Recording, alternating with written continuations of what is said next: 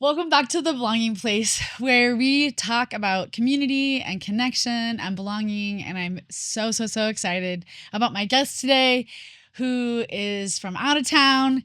Welcome, Kimberlee. Thanks. And Kimberlee and I have been friends for a long time.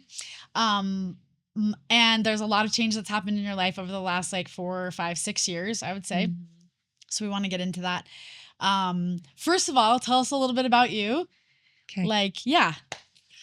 Okay. Well, I am most currently a wife and a mom, and I live in Arizona. I lived in Utah for a long time, which is how we know each other in the music scene here, and singer-songwriter. That's a large part of who I am. Yeah.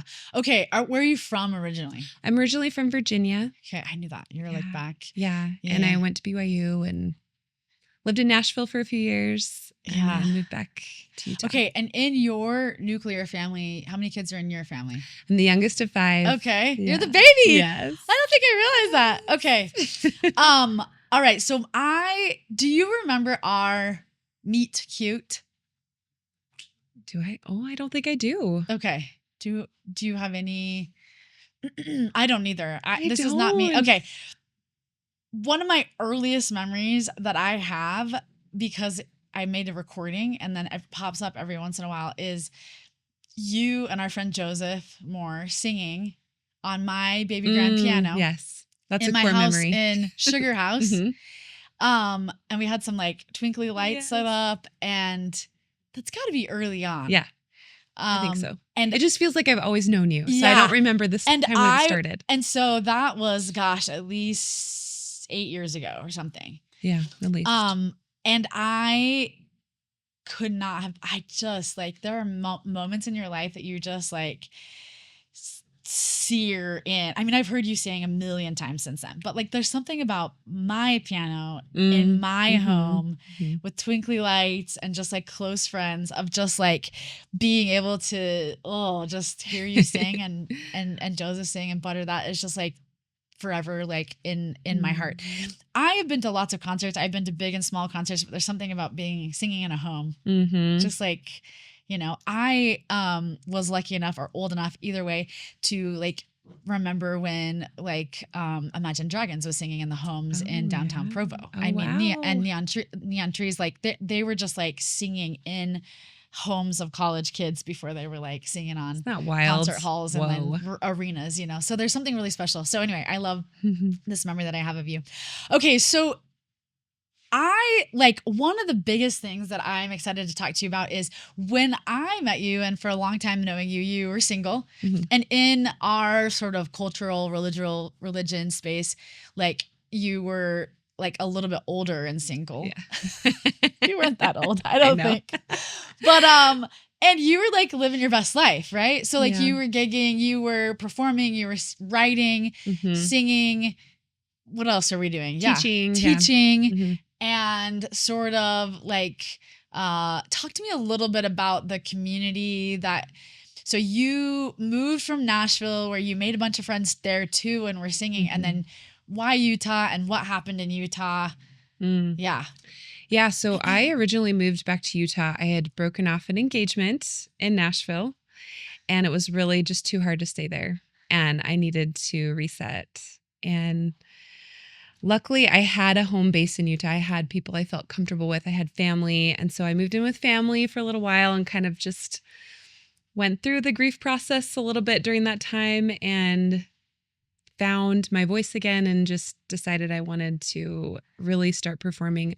I performed a little bit in Nashville, but I was mostly focused on writing, and I had never pictured myself as a singer, a performer on the stage, just being me. I always thought I would be the writer behind the scenes. And or the piano player. Yeah, right? maybe. Because you were doing a lot of sort of playing for people. Yeah, accompanying. Yeah. And then I moved to Utah, and I kind of was I want to see what this is like to really just do my own thing. And so I leaned into that a bunch, and I found a great community here in Utah, and kind of found it, but also sort of built it. Yeah, and not sort of. Yes. Yeah. And just found people that were like-minded, and we just jived, and yeah, it was just amazing, like so fun, and relationships that have lasted, and just I love the scene in Utah and the people. And it was kind of like, so if you're in Utah now and we have Velour and we have a bunch of places that like people now sing, but for a while it was just like not this, what people would consider, it's not Nashville, it's not LA, it's not a hub, right? But yet there were just so many talented people that were like otherworldly talented, right? Like, and like humble. I think that was what sort of set it apart, was that you wouldn't necessarily know. Yeah. And then all of a sudden they come to this music night and they start singing and playing, and you're like, where did this come from? And if you're tracking, they're showing up in all the places that, like, all the famous places. They're showing up on The Voice. They're showing up on American Idol.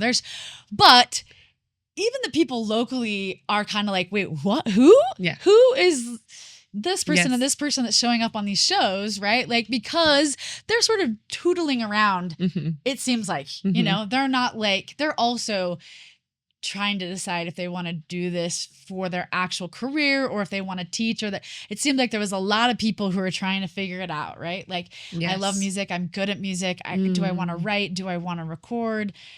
Is this Satan's tool to, like, you know, I don't know, right? Like, that's a good way to put it, because I've never thought about why I felt so comfortable in that spot. It's because I didn't feel the pressure of Nashville. I didn't feel like I had to make it. I didn't feel like I had to be somebody. It was like, I'm with people that actually are in my same phase. Like, maybe I could do this. Maybe I want to get married and start a family and then just do that on the side. Or there was options. It's so contemplative. Yeah. Some parts of that, for me, watching from the outside, is like so great. It's like this very connecting, belonging. And some parts, it's like so frustrating because it's kind of almost like what is this thing? Like we're in the drain, like the tidal, not the tidal wave. It's sort of like keeps people, oh my gosh, why is that so hard for me? It sort of keeps people comfortable. And then there's things you have to do to be a musician, right? Like potentially get a label, or potentially whatever, or get an agent or whatever. And if you're sort of comfortable, you maybe don't stick your neck out and do the thing. So in watching it, it's sort of equal parts. And I think this often happens in, like, when you're comfortable with people, right? Like, comfortability can either grow people, or it can sort of keep them where they're at that level, right?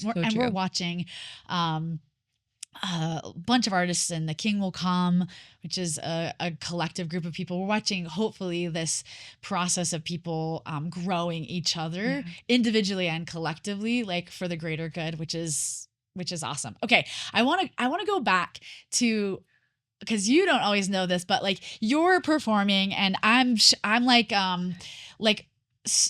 like a frequent, like, I don't want to say I'm a stalker, but I'm at everything. And I can't get enough of you singing and you playing. And I'm also single at this time. Well, I'm still single, but I'm single in the scene, and I'm doing the, like, showing up. I sort of had decided to normalize, for me, like, I don't need a +1 to go to concerts and things, which is good, because it ended up being just years and years and years and years and years still of, like, going to concerts and things. And if I want to bring a guest, fine. But if not, I'll just show up. But I end up having, you know how come sometimes at work, people call them their, like, work husbands or work wives? I end up having this, like, show husband. Enter, cue the scene, Brian Zundel. So Brian is also dating you, and you're, like, always performing. At this time, I feel like you were a lot performing. Yeah. You were, like, just all the time, right? And so Brian's also, I don't know how excited he is or not excited. I wish I could ask Brian. I did sometimes when we were sitting there, but he's like a faithful, loyal boyfriend / fan. Yes. I would say, separate from just, like, dating you, he also loved your music and your friends. And so then Brian and I are like, we'll just sit with each other. Because you're never sitting by him because you're performing, and I'm coming by myself. I would feel bad about that. He's not in this podcast, but I just want to shout out to your husband, Brian, who I jokingly sometimes called my show husband, because we would just sit next to each other and geek out. I love that. But okay, so I want to get to this point where you are did the song Marry That Girl come out of the engagement and that whole process? Yes. Okay, can you? This is one of my favorite songs. Wow, I never get to talk about this song. Can you talk to me a little bit about this song, and then people can go listen to it because it's all over. But yeah, talk to me a little bit about this because it is a very vulnerable song about like letting go is what I would call it. Yeah. It was part of that grief process, honestly. Of letting go of that person, letting go of the idea of what life with that person would have been like, and realizing there's somebody better suited for you, and somebody better suited for me, and it was okay. It was fine, and it doesn't mean that you didn't love that person. It doesn't mean that it wasn't real. It just means that was a time, that was a thing that happened, and now let's move on. And I'm going to kind of give you that permission to let go of me too. And because he was dating somebody at the time, and so I was kind of watching this happen. And friends of friends, like it was so hard because I was still so connected to that Nashville scene and everything, and trying to like move on with my life, but also like I'm still watching this happen and just going like, you can move on, I can move on. And let's give each other permission to do that. And so that's kind of where that came from. And when you sit down to write something like that, are you writing the words and then adding the music? Are they simultaneous? I'm just curious a little bit to peek into I know some people have a certain process they follow every time. For me, it usually starts with a line, like the hook. I'll think of the hook. Obviously an idea has been percolating a little bit, like a feeling has been percolating. And then I get the hook. I start playing kind of a piano hook. It's usually the intro. And then, I pretty much, I don't know. It's different. It's a little bit different each time for me, but it's usually starts with the hook, the line, the actual lyric, and the melodic hook of the piano. I've heard a lot of songs that you've written. That particular song, and I'm sure other people, it just felt like it was like torn from the pages of your journal. Yeah. I mean, it was. You know what I mean? It was very vulnerable. Yeah. And for those people who maybe are new to this song, it's basically you saying like, this other person makes you smile and like can keep you smiling, right? Which in essence says you were smiling with him, but maybe not to last, right? There's like a grief tinged in the whole song that's basically like, I'm letting you go because there's something else, but there's still this undertone of like loss and grief, right? Yeah. And I think that's the part that I want to communicate in my songs is that it's not always a really easy transition. It's not linear. It moves through and you're just along for the ride sometimes. And that's how it felt with that relationship, was that I thought maybe this will be easier if you moved on, but also then I have to watch you with somebody else and I have to accept that that means that I wasn't the person for you because I see how this person makes you feel and I see that this actually makes more sense and how that person is interacting with them. Yeah. Because you hadn't found your person yet. Right. There's this in between space, right? Because it's easy to wipe over and just be like, well, they found their person, now you found your person. But in between that is this really difficult loss of not just the person, but loss of the dreams that you had, loss of what I call synergy, this thing that existed between the two of you, this 1 + 1 = 3, right? You lose that thing as well. And then obviously in your friends and things too, it's interesting. Like we'd like to say that everyone's adult enough to just like be friends with everybody, but I feel like you lose people in the like quote unquote divorce, even though you were never married, right? Like, but like you have there's kind of sides. Yeah, people take sides, or it's just awkward, or we don't know how to talk to people about it, or and then you actually physically moved, so there's like this. Yeah. Distance. And talk to me about that. Was that helpful? Was that? Oh yeah, it was so helpful. I mean, it was so hard because I love Nashville so much. Have you heard the song Manhattan? I'm sure you have. By Sarah B. We have an obsession with Sarah B. Yes. So I really connected to that song because it came out this summer. That album came out the summer that I moved to Utah. And it was right after that breakup. And I was just like, exactly how I felt about Nashville. Like, you can have Nashville. Like, that's going to be your place. And I have to move somewhere else. And not that I had to, I could have stayed. I kind of took the easier route in moving, right? Because I didn't have to deal with the uncomfortable, like, let's pause being in the same. Because I don't actually think that's the case. So like, if you reframe that, it could be the easy, but when people make big changes in their lives, they can either be moving away or moving towards. Yeah. And yeah. let's just say, because this is your truth, that you were moving towards. Yes. Instead of moving away. And it ended up being an amazing choice. Right? Yeah. It ended up being so good. And a lot of healing. I mean, a lot of grief, but a lot of healing. And so it was helpful. And I found I had so many more opportunities to date too, and to find people that were just more aligned with me and my future. And it was the right move. Yeah.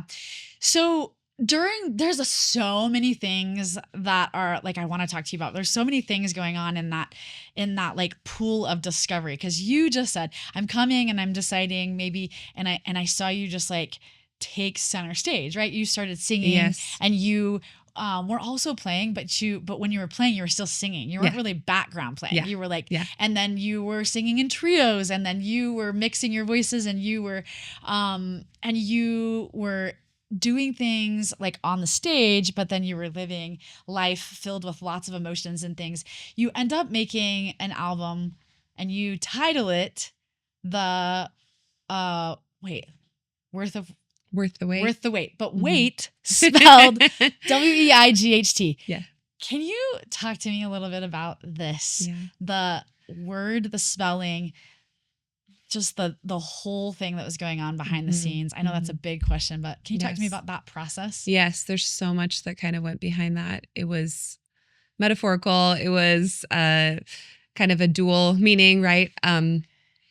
So my relationship with my now husband was a long process. We dated for a long time. And so there's that aspect of it, like literally worth the wait, the time. But it was also just a heavy time. We were both working through a lot of emotions, a lot of things. And my husband had also broken off an engagement in the past. So we both were like so uncertain about how to move forward and how to actually take the leap. Yeah. And we loved each other and we trusted each other, but there was still just like so much fear and so much uncertainty and just, the weight of like this decision, right? Because we were both single for so long and it just felt like, and again, when you have so many single friends and then you decide to take the leap, it just feels so much harder because it's so uncharted. Like, how do I do this? How do I actually move from this place to this? And so that was a weighty time, I would just say, in my relationship and just the decision making and kind of dealing with our pasts and like, how are we going to merge our lives together? And so, and literally the weight of like the time of both of us being single. So like worth the wait. It's worth the wait of like how long we've been single. Yeah. Yeah. So yeah, it was kind of fascinating to be a friend on the outside because in, again, the culture that we had, like, I mean, you guys, I think you're like 3 years in and people are like, what's the deal? Yes. What's like, the hold up? It's a little bit like get in or get out. It seems like the outside, this is not me. Yeah. I'm like, take whatever time you need in your life. Right. Yeah. I think every relationship, if you put in the effort and if there's kindness and if there's whatever is worth any like value, whether you end up with them or don't. Right. So like 4 years, even if you didn't end up with each other, has its own value. This is how I see it. I think the world does not see it that way. It's like, especially biological clocks for women, especially whatever. It's like, if you're not going to be my person, if we don't know, you're kind of gaming ahead, right? Then maybe I need to break up because then I need to date another person. There's sort of, it's hard, I would guess, to be present. Talk to me a little bit about that in that long journey of like, yeah. Oh, yeah. Because there's societal pressure. There's, kind of a cultural pressure in our religion. And so I was feeling that and feeling like, am I disappointing people? And I felt like I always had to have an answer, like, because people were constantly questioning me because it is unusual. Yeah. And so people were always like, what's the problem? Like, and like as if there had to be a problem. Right. Yeah. And so I think that was hard for me to stay present because I was thinking about the future constantly, that decision that was upcoming, but also like I was so worried about what everybody else was thinking. Yeah. And so it was really hard. It was tricky. There's a quote in here that I'm going to read. It's one of my very, very favorite quotes that I found at a time for me when I just like didn't know how to do like forever single. If I was going to be single, I just like didn't know. And I also was old enough single to be like, this might be the case. And I found this quote, and it's from one of my favorite books. It's from Letters to a Young Poet by Rainier Rilke. And you may have heard this, but in this book, he's writing letters to like a kid that's just like trying to decide if he wants to become a writer. It's sort of akin to The Musician's Way, if you've read that book, like a mentor, right? Like a tutor. So here's part of the letter. This is the fourth letter. He says, "Dear sir, to be patient toward all that is unsolved in your heart and try to love the questions themselves like locked rooms and like books that are written in a foreign tongue. Do not seek the answers which cannot be given to you because you would not be able to live them. And the point is to live everything. Live the questions now. Perhaps you will then gradually, without noticing it, live along some distant day into the answers." Sort of this like, just be where you are. Yes. And I want you to share with me, I'm gonna put this part and then I'm gonna ask you what your thoughts about that. But one of my favorite things about watching you and Brian is that, you know, and I'm pretty close to the two of you, was that you sort of had this fierce, it seemed to be that you had this fierce like being present. We're just going to be present. Yeah. We're going to talk about the things that are our concerns. We're going to individually do our work. We have individual work, and yes, the world is going to say things and we're not going to worry about that. We're going to just do our own thing. Mm-hmm. We're sort of going to like build our trust, build our faith, build whatever. And you don't know, because now we're sitting on the other side of 2 kids and how many years of marriage? 5 years of marriage.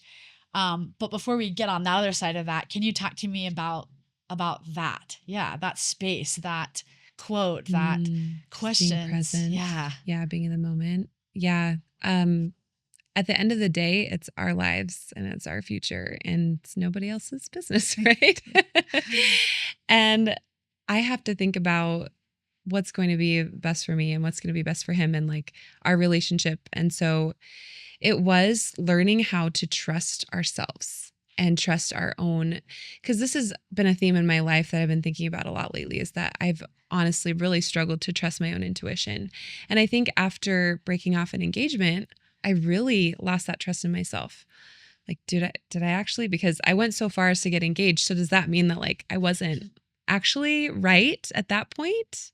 Did I make the wrong decision to get engaged or what? Like, so I really questioned myself for a long time. And so I think that part of our relationship was building that trust back in ourselves. Yeah. And the same thing for Brian. Like he was trying to figure out how to like really trust his own judgment. Yeah. And so, it was really important to kind of have our own things. And I'm so grateful for music because that was my space to really feel like I could process and I could be myself outside of a relationship, because I had a history of kind of just getting so intertwined that I would lose that part of myself. Oh, I love that. And so music became sort of my rock and something that was independent of anyone else. Which I love, like an identity, right? Like yes. Brian could show up peripherally. He could support, mm-hmm. right? He could be like, that's my girlfriend, which I sat next to him and I literally said, gosh, how cool is it to date Kimberly? Like when she's done, she goes home with you. Like even sitting next to him, I was like, that's so cool. Like I love you as a friend, but I'm also and forever will be a fan. Like just like a super fan. Here's the thing about your life from the outside. It seemed like it was like slow and blossoming and growing and difficult. And there were things that you had to sacrifice and there were things that he had to give up and there were choices you guys had to make. And we're not going to get into the details of that, but it was long coming. And then it was like, you guys decided to get married. And then I feel like your story just zoomed 1,000 miles a minute, a little bit. It was like, It's like, so talk to me a little bit about that. Maybe that is also your perception. Maybe that's not. From the outside, it was just like slow coming. And then things happen in your life, marriage that was aligned with COVID, kids, boom, moving. Yeah. And I guess so much really did hinge upon making that choice of getting married. Right? Yes. My whole life had kind of come up to that point. And I feel like for better or for worse, that was the decision that kind of defined a lot of things for me. Like I always imagined I was going to get married young. And when I didn't, that always became the next goalpost. Like, when am I going to get married? Like, when is that going to happen for me? And so I think I was ready to like kind of just restart sort of in a way. Unfortunately, we decided to get married. We got engaged in, when was it? April of 2020. Well, nobody knew. April 2020, nobody knew, right? Yeah, I know. I think COVID started in March. And so we were kind of on lockdown. Oh, yeah, you're right. A little bit. We were on lockdown, but like we didn't know how long it was going to last, right? Yeah. And so we got engaged, and we joke around that was kind of like our punishment for being for dating for so long. Like, well, we waited too long, and then we had to get married during COVID. But it was crazy. And so we kind of wanted to start our marriage in a different place because we had been so connected in Utah, and it was so much of our relationship was going to these things and being with these people, and that we're like, let's just see what it's like starting our marriage fresh and new, just with each other. Yeah, and leave and cleave. Yes, exactly. And I didn't know how that was going to go. And turns out it was really hard during COVID because we moved to this new place, and not a huge place. New state. Yeah, it's a new state. A new place. Yeah. Yeah. And my sister lives nearby, which is so helpful. And I don't know how we would have done it without at least some community. But like, I mean, church was closed. We didn't have a church there. And so we were trying to figure out how to be married and how to like still kind of cling to our own selves, but also be isolated with each other all day. And so that was really tricky. You kind of had to figure out, because you just said part of your identity in your community was music. Yes. So in addition to church not being available, in addition to friends, you also seemingly lost. Yeah, I lost all of that. Yeah.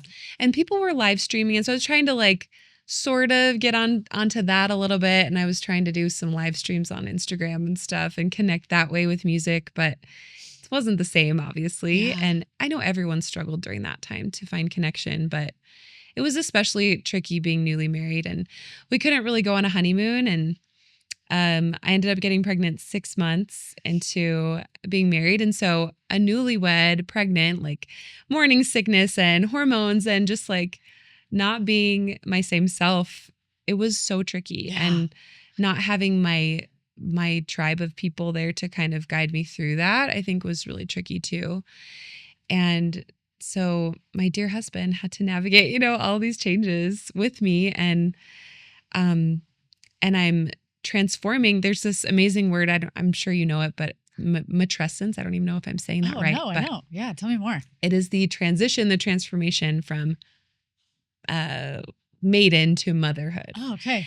And I didn't know this was a thing, but it honestly does feel like kind of the change from like adolescence. Like you're changing so much. Your body is changing. Your emotions are changing. Like this sense of purpose is changing. And it was just wild to try to do all that and try to figure out how to be married.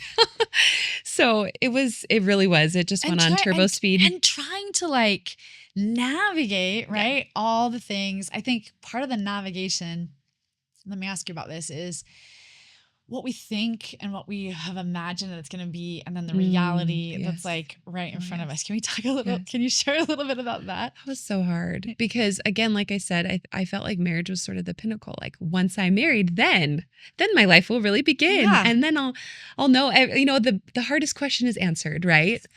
No, it's not. There's at the beginning. It opens up so many other questions. right? Because then you're like, well, who am I with this person now?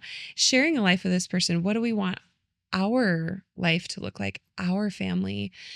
And so it does solve some things. Obviously, you feel like you have a trajectory. And so that kind of hones you in on your purpose a little bit more. But yeah, it's a tricky transition.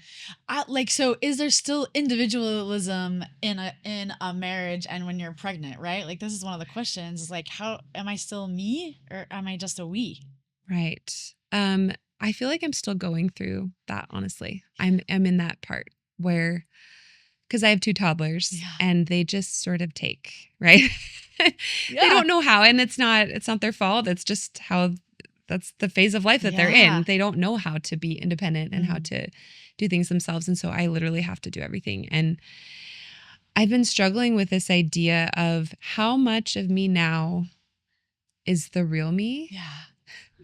How much of it is being revealed because of the stage of life that I'm in, and how much of me has actually just changed and evolved. Yeah.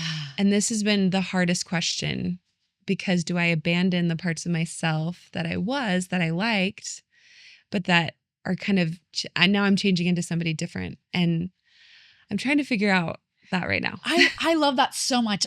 I cannot relate to that, but I'm going to tell you about an experience in my life that, like, similarly. So I served a mission, an 18-month mission.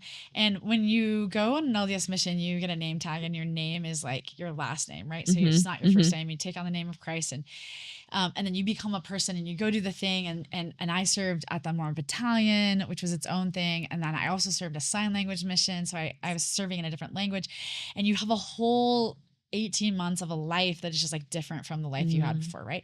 And then you come home and you take off the name tag, which was like a whole, like, sloughing off like an arm or like a part. It's like, that person doesn't exist here. Yeah. The synergy of that, even the language, I ended up interpreting for a little while, but it was wild for me to have these questions, to be like, how much of Sister Shields am I going to bring home and into my life?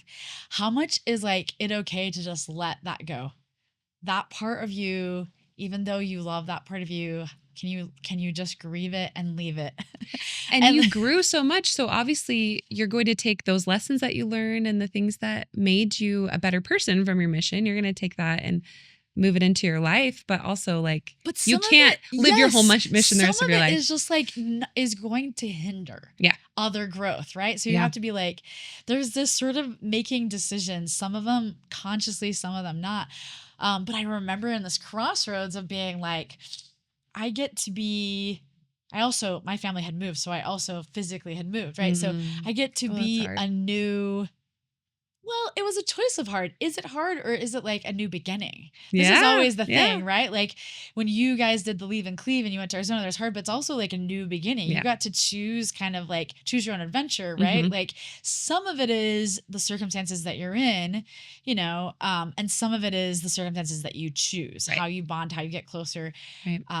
And that process, I love how you're saying, I'm still in that. There's like these very times and seasons in motherhood, right? And you're in tiny kid, toddler times and seasons where really, like, you can want to do all the things you want to do, but like your job as a whole, right, still is like protect, feed, clothe, shelter, foster. Yes, the emotional toll. I feel like I wasn't expecting that, to feel like we live in a day and age which is wonderful. There's so much information available, but I'm so overwhelmed by how emotionally I need to care for these kids, and like, oh my gosh, am I traumatized? Like, every day I'm so worried about that. And I used to spend my car rides just listening to music, and now I'm like listening to podcasts. Like, how can I get better at this? And how can I be a better mom, better wife?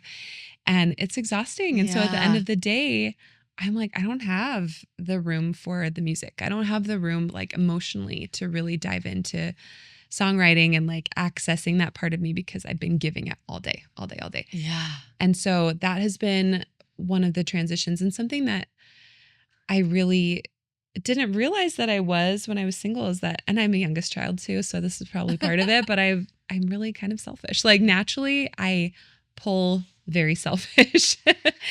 And so motherhood has taught me a lot about that, about revealing that part of me. Like, oh, wow, this is something that I want to be better at. I want to become more selfless, while still maintaining my identity and my purpose and my independence. Yeah. And so, yeah, it's a process. There's an and though that Yes. a lot of people like leave off. A lot of moms, Yeah. right? Like there's this mom guilt. They even call it that, Yes. right? Of like, if I invest in me, if I'm singing, if I'm writing, if I'm whatever, like any time that I'm spending doing this, I'm not spending there, right? Mhm.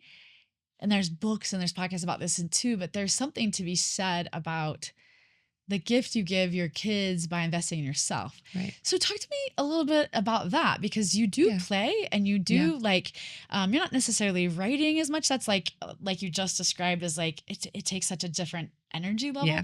but you haven't just said like, you haven't just thrown your hands up and said, Right. I'm just going to mom. Yes. So talk to me about this and Yeah, where and this that balance. that came out of kind of desperation. Like, I'm missing this part of me. I need this outlet. I don't want to lose. First of all, I don't want to lose my skill, because if I'm not doing it, I'm going to lose it. This is the thing that some people just don't understand, right? Yeah. They're just like, oh, once you have it, you have it. No, right? No, you don't.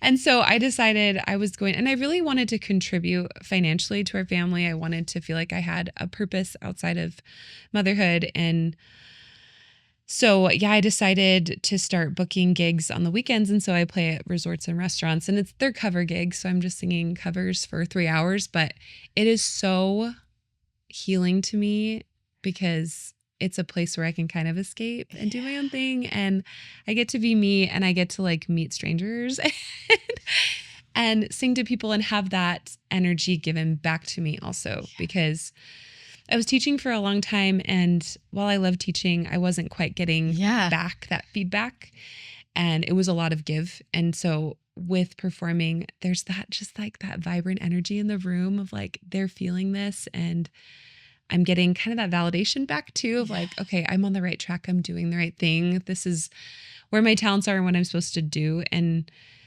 I think I got lost in that for a while at the beginning of being a mom, like, well, this is what I always thought I was supposed to do. So I guess this is it. And I guess this is just how I'm supposed to feel. And turns out that's not the only option. Like, you can still have your own thing, and you can be a mom, and you can feel purpose in multiple things. And I want to say, and you're better for it. Yes. It's not just like spread myself thin. Right. It's like your kids are better because you're modeling that to them, right? And I'm a more regulated person. I was going to say, and because it's for your soul, and because it feeds you emotionally, and you're purpose driven, right? It's gotta give you more, whatever we want to call it, energy, more stamina, more something to deal with the mundane. Totally. And I want them to look back and say, yeah, my mom did gigs on the weekends. Yeah. Like, yeah, my mom's a musician. Like, I want them to say that, because I don't want them to just think that I gave that up for them, because when they become adults, are they going to think that? Are they going to think too high a cost, right? Right. I'm like, I would never want them to feel guilty too, of like, I took that away from my mom. Yeah. Right. How awful would that be? Yeah. And I want to give them the permission to be that for themselves, and like, they can be their own people, and they can choose what they want to do. And particularly your daughter, like we model as mothers, right? You model at a young age, like what they can choose to be different from you, right? But you sort of model. My mom, I'm the oldest of 8 children, right? My mom always kept her degree current and took classes. She was a early education degree, and always took like classes while she was still having us. She used her sewing when we were taking dance to like help us. She babysat so we could do different things. She was always actively like engaging. She like doing and using skills, which I just watched. I wish I picked up half of those skills. Yeah. None of us really, I think I have one sister that sews, but I was able to watch my mom actively use her talents on a regular basis. What a great gift, right? So like it was normal and natural when we were growing up in our home to like pick up things and learn skills and develop hobbies. And it wasn't something that we had to be coached or teach. My father also was, if he wasn't working 3 jobs, 2 or 3 jobs, part of that was financially to make ends meet, but he was always industrious. He was always working. He was always, he also showed up at our things. They kind of showed us the balance of like being an adult and paying the bills, but also like emotionally showing up. But we model that, right? Yeah. What a gift, because you saw that and you noticed. And I noticed that from my parents too. Like my mom, she always kind of had a side hustle. And I never thought about that until I became a mom. And I was like, oh wait, no, because I always just thought of her, she's a stay-at-home mom, but no, she actually always sort of had something going. And that helped keep her sane. And knowing her personality, I'm like, yeah, that makes so much sense that she would want to have that too. And I got that from her, and I want to have that. And there's nothing wrong with that. And I shouldn't feel guilty about it. And it's so easy. I think one of the things I've noticed so much about being a mom too is just it's so easy to compare. It's just, and I never understood why moms always say that like other moms are judgy. I'm like, why are you judging somebody else for being a mom the way that they're going to be a mom? But now that I'm in it, I'm like, I get it. It's just when it's so much of your day, it's just so easy to be like, no, this is the right way to do it. And this is how you should. And so trying to balance that has been really good for me, like, and empathy for what other people are going through. And if they choose to work and if they choose to, stay home, like that's what's best for their family. And you just don't know. I want to dig in a little bit to that. So you're newly married, it's COVID, you moved to Arizona, but you're kind of removed. So just so people know, you're not in like Gilbert Mesa, Phoenix, right? Right. About how far away are you from?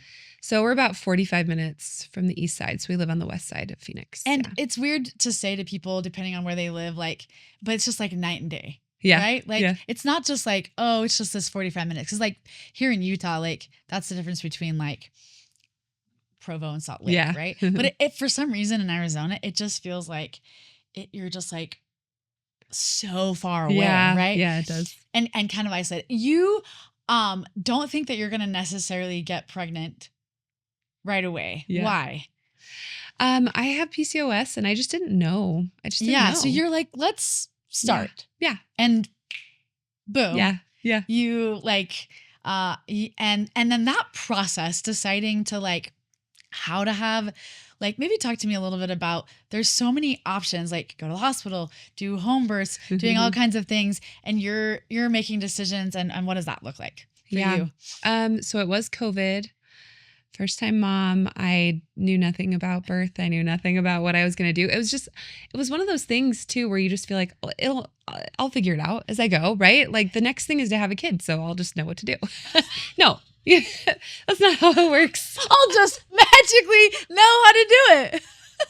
So I just like asked somebody, I asked a friend like, okay, who's your OBGYN? And I just like went I didn't do any research and,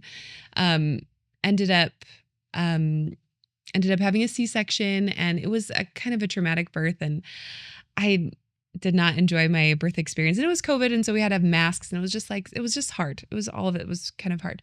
And I had some postpartum anxiety and depression and stuff. And so I decided my next birth was going to be different. And so I ended up really preparing and had a home birth for my second baby. And that was just that was a really transfer. I feel like I had my matrescence during that experience. Love this word. Yeah. Cause I kind of unlocked a different part of myself and I became more of a mother in that way. And I don't know if it was just necessarily the process of birth, but I think it was preparing and being very intentional, and, it just changed everything for me. And you went through like a doula, right? So I had a doula and a midwife. Yeah. So basically the whole gist of it was, when I had the C-section, the doctor said, well, your hips are not wide enough. Like they're, I think it's called, I can't remember the name of it, but basically like your body can't birth a baby. Gosh. And it's very common. Now I know this. It's very common for doctors to say that to kind of justify moving along to a C-section, which I did not know. Oh, that's, yeah. And so the more that I learned about it, I realized, no, I really feel like I could. I can do it. I feel like yeah, I could do my body's it. amazing. Yeah, and it my can body is awesome. I feel like I could do it. And so I learned more and more about it. I learned about having a VBAC, which is a vaginal birth after cesarean. And I got a great team on my side of providers. I actually had a hospital midwife to start, and I got a doula. And the more that I talked with a doula, she was like, the first step to interventions is going to the hospital. And I was like, well, I'm going to go to the hospital. Like, I'm not a crazy person. I'm not going to have a baby at home. Like, I'm not weird.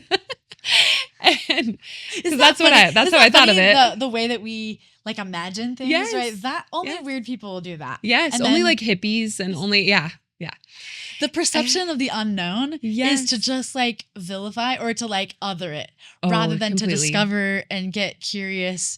Completely. Yeah. So this is why I wanted to ask this part of this journey for you, because I knew you had 2 different experiences with your children, and it seemed from the outside like there was so much growth in you and your decisions and your intentionality. And so, okay. So keep going. So they're saying like, and you're like, well, I'm not doing that. Yes. Yeah. I'm not doing that. And so as I started to learn more, I mean, I treated it honestly as a part-time job. Like I was listening to podcasts. I was researching, I was talking to people. I had 2 friends from high school who had home births, and I was talking to them about it because I was like, it was kind of at the back of my mind always, but I was like, no, I'm never going to do that. And so I was just asking them, and seeking to understand. Yes. Curious. And so I got to about 31 weeks. I was having my appointment with my hospital midwife, and I just told her, I was like, I've been having all these feelings because I'd started to have these feelings like, you know what, I think you could actually have a baby at home, and I think this would actually lead to the best outcome for you. And I didn't know if it was God. I didn't know. Yeah. I didn't know if it was God. I didn't know if it was just, I don't know, me thoughts. I don't know. And I told her, and she was like, you need to birth wherever you feel safest, wherever you feel like. And so she was so supportive. Oh, love like, that permission giving. Yeah. And she's like, if you feel that way, you need to do what you feel. And so it was hard because I was like, I felt like I was breaking up with somebody, right? And also I had never met this home birth midwife that I had been referred to. And so I met her once. I interviewed her on Zoom over FaceTime because I was going to Utah and I was going to be there for a long time. I also had told no one about any of this. Okay. And so because you're still trying to figure it out yourself, right? Yeah. You're still like, am I one of those weird people? Yes. I'm saying that facetiously, but it's like, okay. Yeah. And so I had this great, and I just asked her, I was like, so are you cool with VBACs? And she's like, oh, we love VBACs. Yes, that would be great. And I'm like, so I'll be safe. Like everything's good. And she's like, yeah, you'll be safe. It'll be wonderful. And I just like immediately trusted her and just thought she was amazing. And the fact that she was so confident about it and like, yeah, your body can do that. And she just was like so bugged that doctor had told me that and was like, no, you're fine. And so anyway, so I'd done all this work and I went to Utah for a few weeks. And again, hadn't told any of my family or anything. And so I'm preparing now for a home birth from afar. And before you keep going, Brian he wanted to support me in what I decided. He was nervous. He was nervous, but he didn't let that sway me. He wasn't like, well, this is my baby too. Like nervous he never for the safety is what I'm guessing, right? Okay. He never gave me like any ultimatums or anything like that, or was worried necessarily about like if I was making the right choice, because I had felt strongly about it. And so so you're in Utah, nobody knows. Yes. And so I just kept feeling this peace, and I was doing a lot of mindfulness. I was doing a lot of just like preparing my body, preparing my mind. And I think that was the hugest part, is it was like a total mindset shift of like, instead of saying, where are my limitations? It was, where are my strengths, and where can I give my body and myself like permission to do what it needs to do and be how it was created to be. Yeah. And so empowering. Yes, because the message I had for those 2 years with my son after my C-section was like, no, your body is broken and it can't do what it needs to do. And I couldn't breastfeed. And it was just like all these messages of like, no, your body's wrong. Yeah. And so I was unraveling those beliefs and yeah. And so it was a really beautiful process. And I ended up going to labor at 41 weeks. Wow. And which was also like, everybody was kind of going like, well, when are you going to the hospital? You know, and when are you going to get induced? And I was like, no, I'm just going to let it ride and see what happens. And so I ended up having an amazing home birth. It was so redemptive. And I never once doubted that I could do it, which I feel like I hear people talk about in births, like, yeah, I got to that point where I thought I couldn't do it anymore. And then, but I never felt that way. And I feel like that was such a gift from God to be like, this is what you were supposed to do. And you had to do all this training to believe in yourself and to trust yourself again. Back to that theme of like, I always have to learn again how to trust myself and my instincts.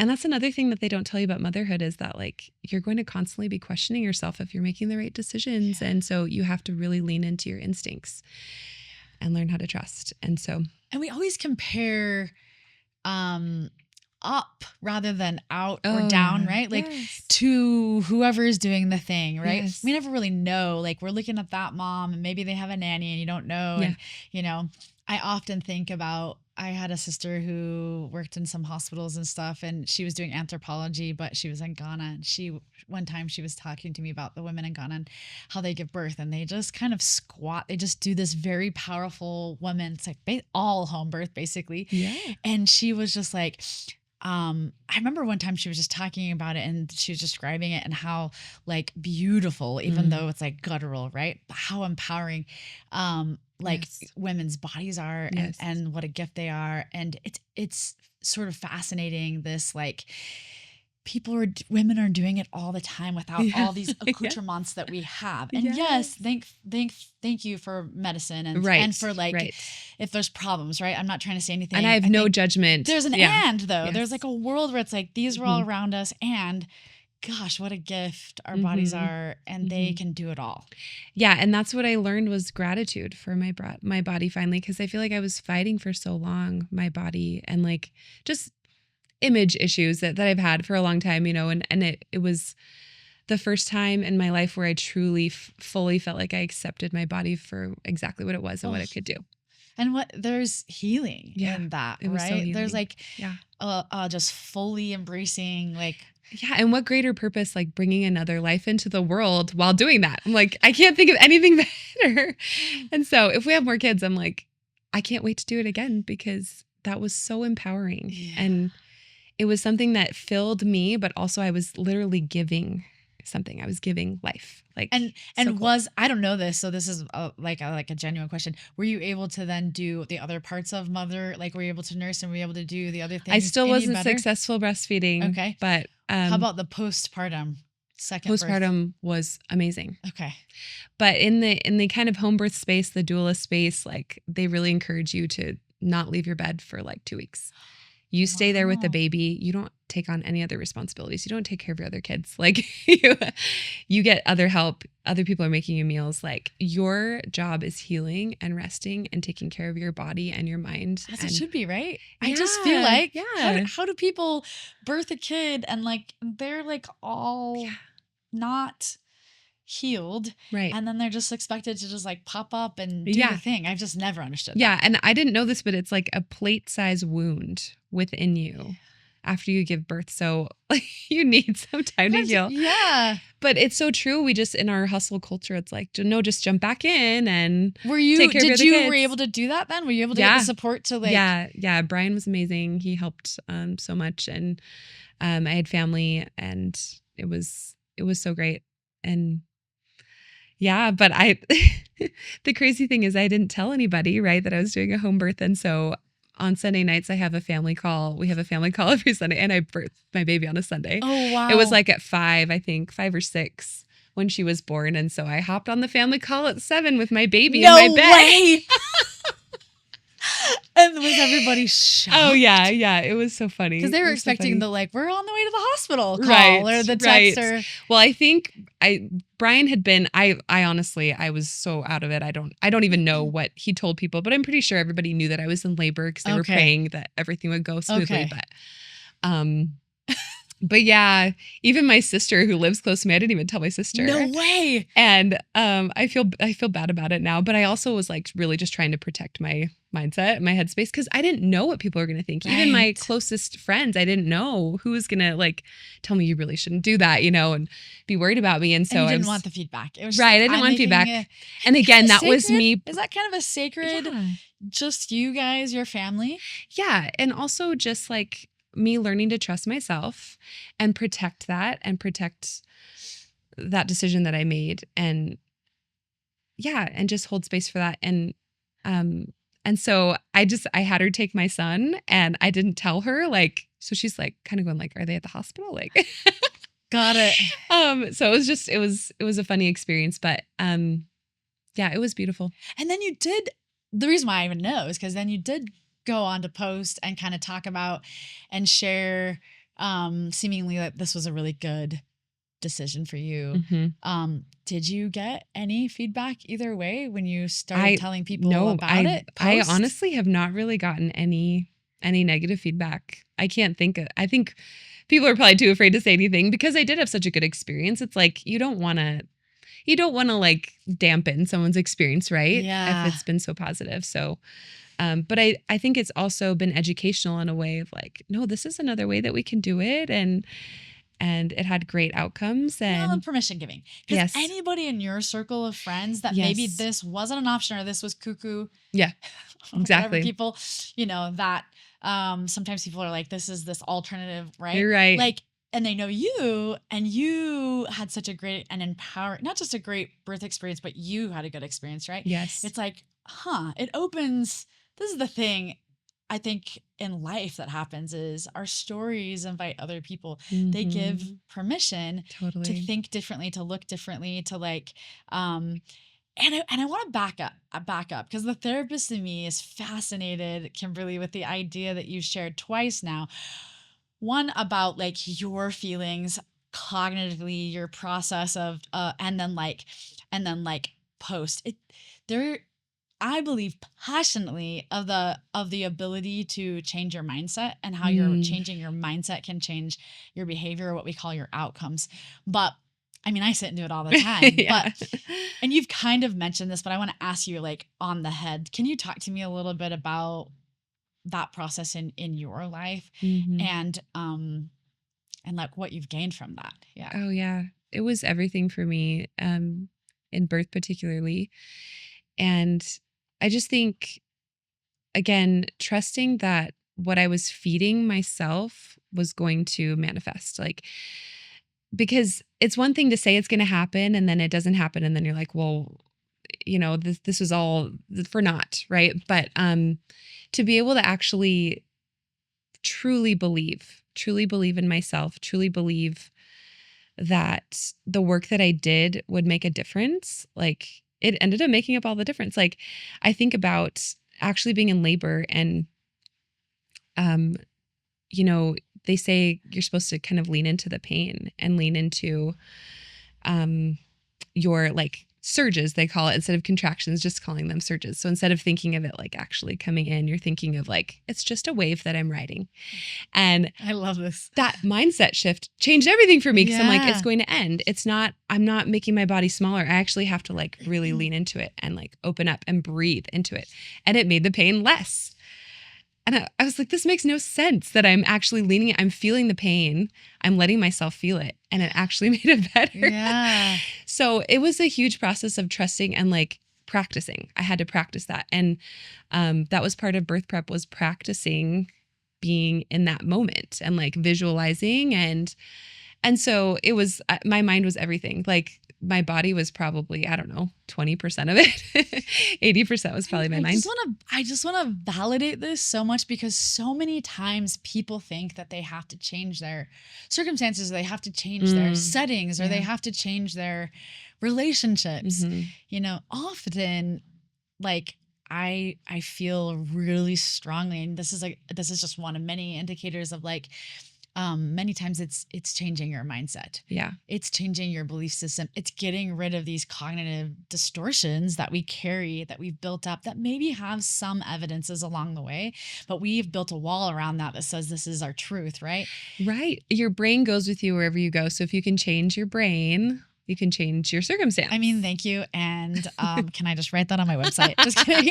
I mean, I'm a cognitive behavioral therapist, really like a strength-based therapist. So I believe so strongly that if you want to change your behavior, you've got to work on your brain. And I obviously think you also have to work on your heart, which is your values. Oh, totally. Your belief systems, to be in line, right? In line with that. Your thinking and your belief systems have to be in line in order to change behavior. I do not believe the opposite helps. Changing behavior to help change your mind or whatever, I think that's temporary. I've lived long enough to see people try and do it that way, or white knuckle it, or like do the thing. And I think when you're talking about birth, and I just recorded an episode about grief and loss, I think that this leaning in, we're such a pain averse society. Oh, totally. I've talked a little bit about this before with a guest, but we want to numb it. We want to escape it. We want to distract from it, right?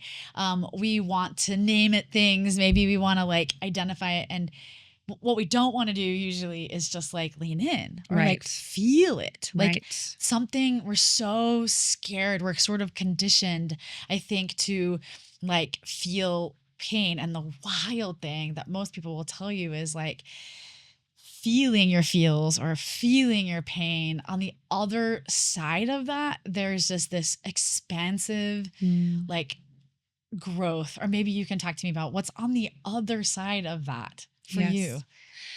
I have been thinking a lot about that with music, because I feel like that is the place where I can actually express what I'm feeling and process what I'm feeling. And a lot of times the songs that I sing are about pain and loss and breakups mostly. I feel like that's or just hardships in relationships, and that's because that's where I process. And I found that when I'm actually performing those kinds of songs, that's when I connect the most with people. It's not the happy songs. Unfortunately, that's just not me. Like, there are other people who do that really well. That's just not me. And I mean, I do write some happy songs and it's fine, but I think the pain is really what connects me with people. It opens up like a dialogue with people in a way that nothing else can, because that shared experience of loss and pain and heartbreak, it just connects us because we feel so lonely in those moments. And so, and to hear somebody else say that they've done that or experienced it, and to feel like through the power of music too, is especially, it just elevates that connection. Yeah. Can we use another song of yours to talk about this specifically? So you wrote a song called Nobody Knows. And there's like this line that irrevocably like vibrated into my soul. Lots of people think of love as just like fire. And you probably know the line. And I will quote it probably wrong. So you tell me, but there's something in your song about like, you can like, I don't need the fire. I need something. I just want the warmth. I just want the warmth. Oh, that line. I'm nervous because I'm like, I don't want to say it wrong. I'm still thinking of it to this day. I'm sitting here in front of you. I mean, there's a whole bunch of things we could talk about, but that realness, that's a 3-year relationship line. Yeah. Right? Yeah. Right? Like, it's not that you don't want to have good sex or good like connection or good whatever. Like, let's just be real. Yeah. Like, it's not that you don't want to have that, but that is one part of a relationship. Yeah. It's one thing, right? Yeah. It's just like you want the totality. You want the warmth. I don't know if you want to talk more about Nobody Knows, but this, when you're talking about like being real and connecting with people, you sort of wrote your soul. Yeah. Right? Yeah. It's something I do for better or for worse. And I have a hard time doing any kind of performance and not talking about what the song is about, because so many people don't do this and leave it up to interpretation. But for me, I'm just like, it's so personal that I'm like, I know people will interpret it their own way, but I also want to give some context. It helps me, I think, for other people to understand why I wrote that. Yeah. Tell me about it. Yeah. So it was just kind of about that, being unsure about the values. I don't know, just making sure that we're a good match, making sure that, I guess, the questions that you have in a relationship that are good to ask, but are hard questions, right? Like the line, if I'm a guest here, you show your best, dear. Who reveals the messiness of home? And for me, that has always been a hard part of like, but if they really saw me, like if they really knew, or if I really knew who you were, like, would I still want it? And would you still want me? And it's hard. It's really hard to ask that question. So we don't want to be rejected. And we come with all of our good and all of our bad. Yeah. Like we don't just come with good, right? And in relationships, we know things about our partner that nobody else really knows, for the good or bad. And we also carry that, right? Yes. And if I hook my wagon up to if I hook my train up to your train and that maybe comes out, that becomes a part of my story. Do I want that to be a part of my story? And then there's guilt about even thinking about that. Right. Because it's like, just make me a horrible person. Because, like, I love you. You're not the totality of this whatever in relationships, this addiction, this past decision, this whatever, right? Like we're all of our good and some of our bad all together. And you don't really get to, when you marry somebody or choose, you don't really get to say like, well, I'll take this part of you and can we just leave that part, on both sides, right? Totally. Like, and for me, it was thinking about the past, our pasts, but it was also, what if I change in the future? Are you still going to love that version of me? Yeah. And that's something that still is hard for me because I don't know who I'm going to be. And I've heard somewhere we marry like 15 different versions, 15 different people in our lifetime, because I've never been married to somebody who has kids, right? Like I've never been married to somebody who has kids leave the house. Like this will change our dynamic. It'll change who we are. And I'm evolving, he's evolving, and it's scary. And so when contemplating getting married to somebody, that was something I thought about a lot. Like, what if my beliefs changed? What if his beliefs changed? What if our values that we, like the bedrock of our relationship that we started on, what if those end up kind of shifting or changing? Like, that's scary. There's a lot of faith. Yes, a lot of trust. Yeah. And so I think for me, that was the essence of the song, was just like the questions. And even though you can know somebody so well, there's still so much uncertainty in like, how will we respond? And yeah. Here's a real raw question.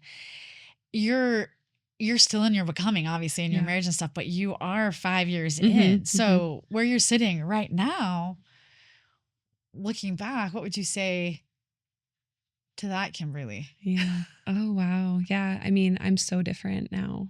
And I'm so grateful for a partner who is like willing to be there with me in that. And like, there's a line that I love from a movie. Yeah. It's called Shall We Dance? Have you ever seen that? With Richard Gere and J-Lo. Anyway. Oh, maybe. Yeah. It's about ballroom dancing. Yeah. I was going to say. But anyway, he talks about his wife she's talking and saying, we're like witnesses to each other's lives. That's kind of our job, is to be a witness to someone else's life.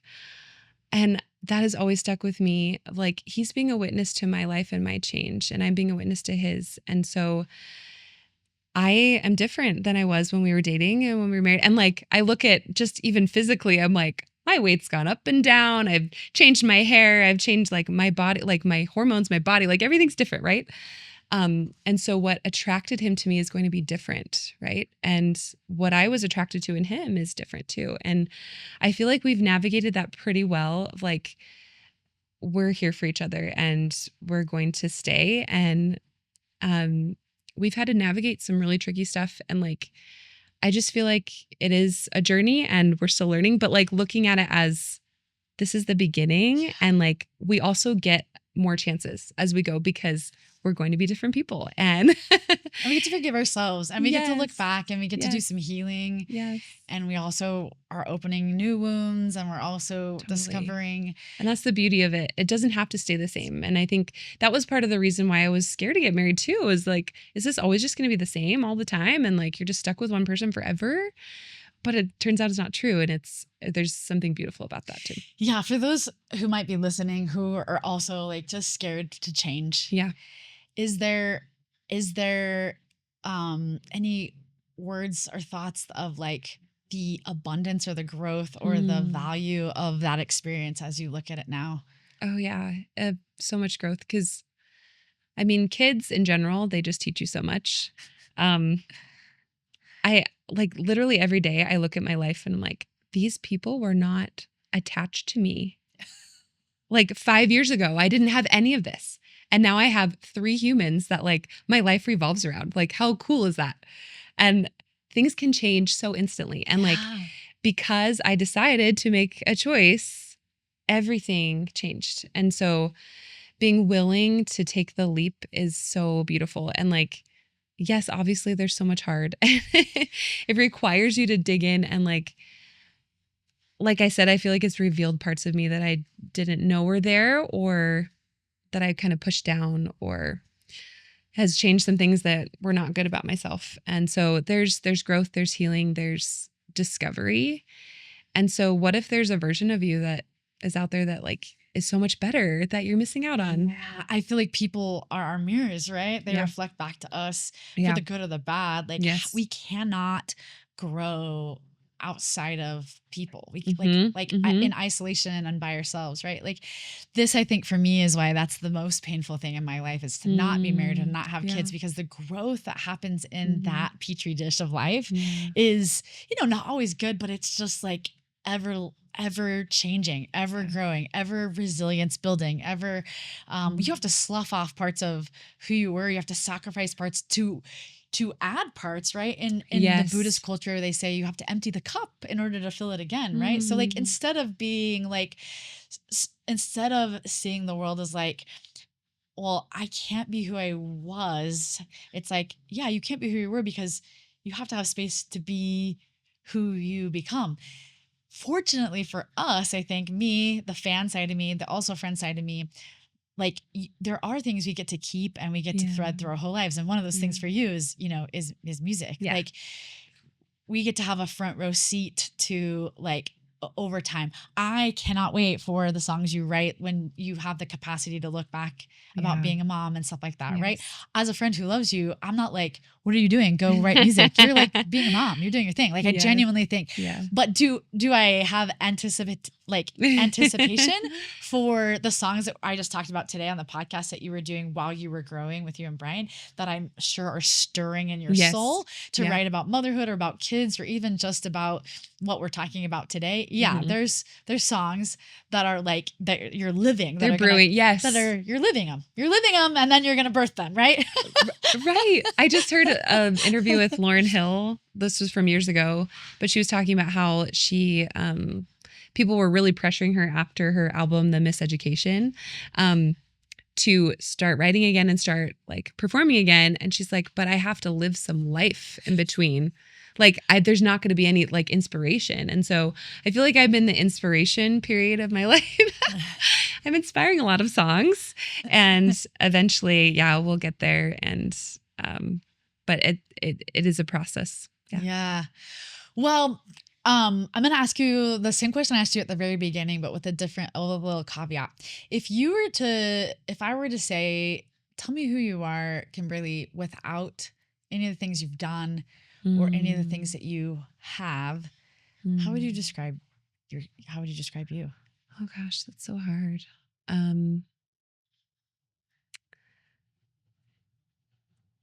Like as a person, I'm a mother, I'm a daughter, I'm a believer, I'm a deep feeler.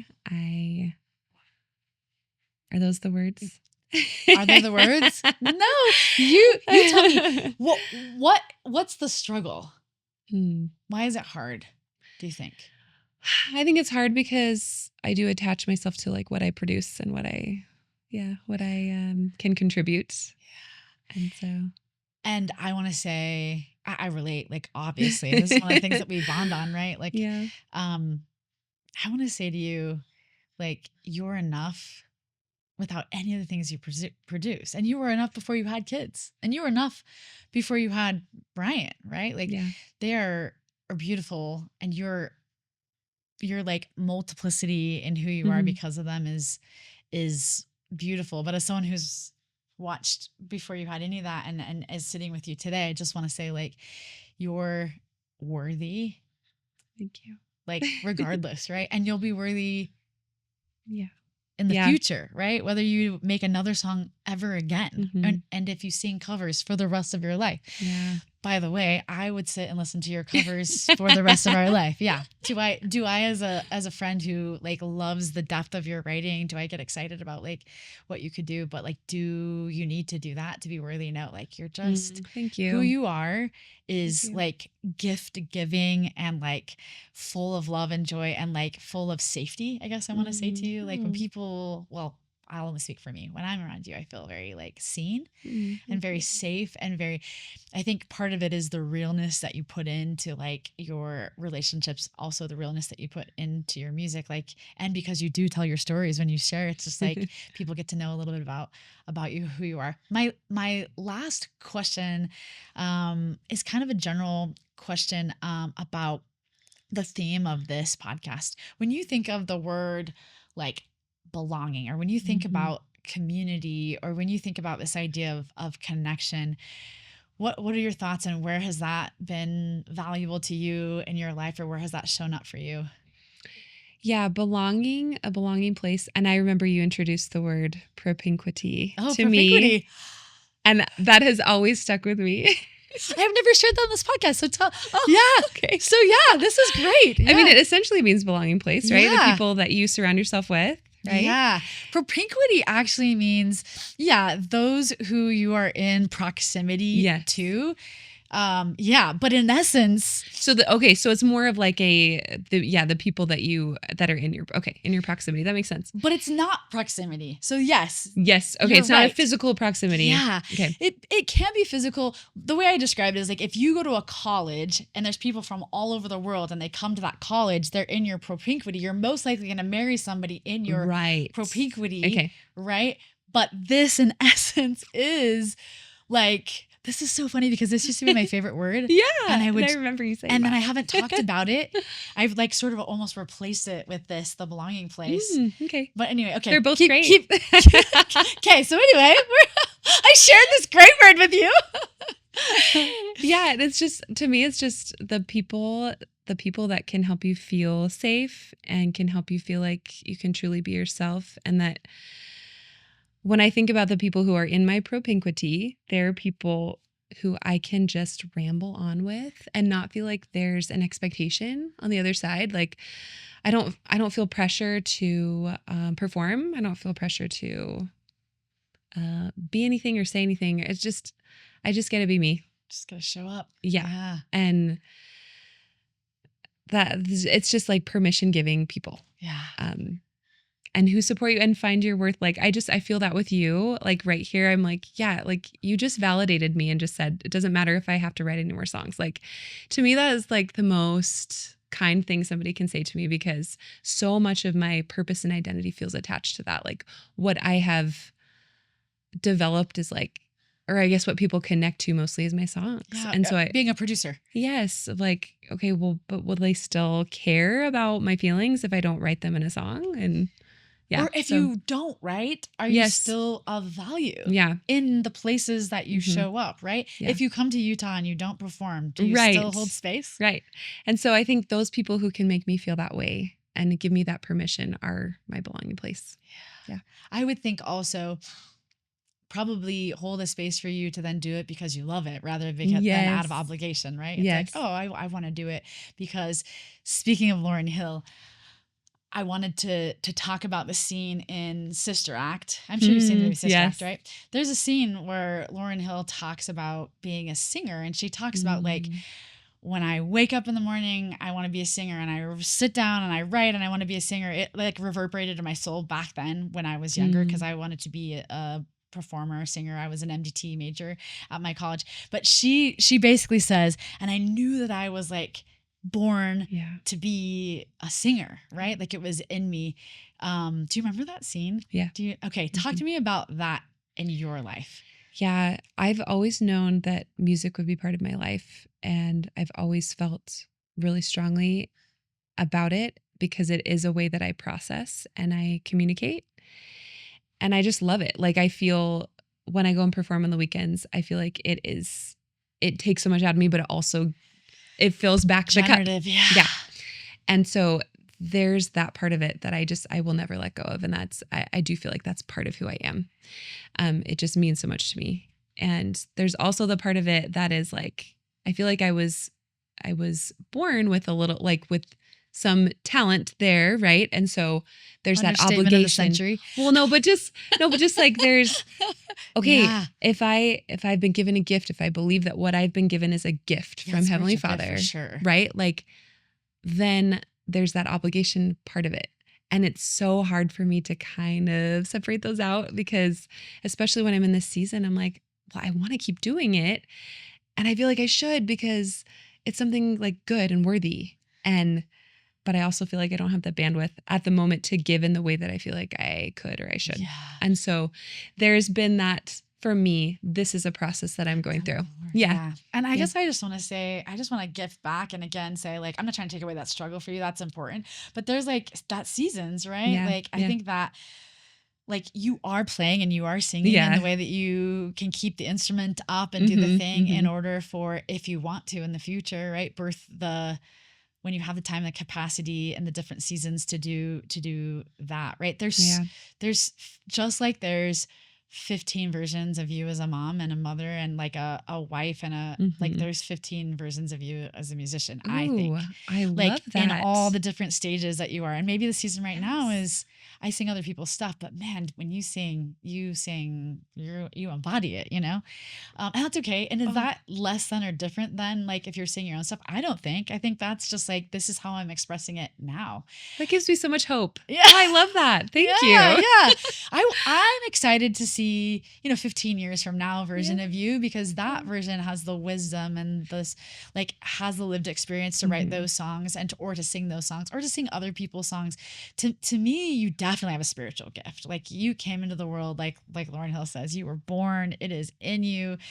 And you have worked the talent. Like there's something to be said when people are just like, oh, they just have that gift. You've also worked really hard. You've honed your craft. You practiced. You've done the work. And I hope you never stop, but not because you need to, because you want to and because you love, and that the rest of us just get to sort of see the spillage off of that, right? We sort of just get to participate in the like whatever's coming out of that.